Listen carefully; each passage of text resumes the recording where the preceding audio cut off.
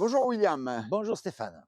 Alors nous sommes ici à Gourdon, une magnifique petite cité médiévale située dans le Lot, à mi-chemin entre Sarlat-la-Canéda et Rocamadour. Gourdon se positionne comme base stratégique pour de magnifiques découvertes, que ce soit dans le Lot, la Dordogne, aussi appelée Périgord. Puisque nous ne sommes pas loin de Lascaux, Sacyr-la-Popie, Pêche-Merle, Cahors, etc. Vous proposez des hébergements de chambres d'hôtes et meublés. Pouvez-vous nous en dire plus? En dire plus, oui, ce qu'on a au jour d'aujourd'hui, c'est que c'est un bien qui est d'époque médiévale, avec des structures en pierre, qui a été redécoré, rénové dans son intégralité il y a environ 3 ans par l'ancien propriétaire. Quelque chose qui a été fait avec goût, ça a été soigné. Je veux dire, la qualité est au rendez-vous, les prestations aussi. Je vous invite à me suivre concernant l'entrée du premier gîte.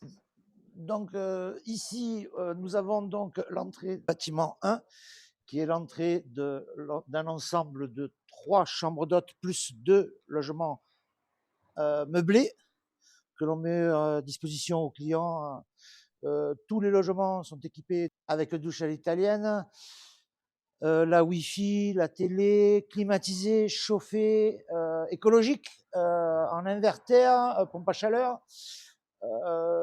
Toujours dans le respect de ce qu'on peut trouver dans cette région du sud-ouest, c'est-à-dire la pierre. Donc l'entrée principale, on le rappelle, elle se trouve rue du Corfranc-Pommiès.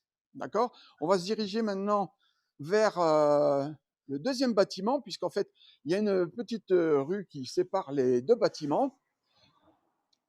Ouais, Alors, nous sommes ici donc en face du bâtiment numéro 2, sur lequel nous avons deux chambres. donc là, bien sûr, deuxième bâtiment, dans lequel nous avons justement, comme vous l'avez dit, 2 chambres, du relais de la Poste.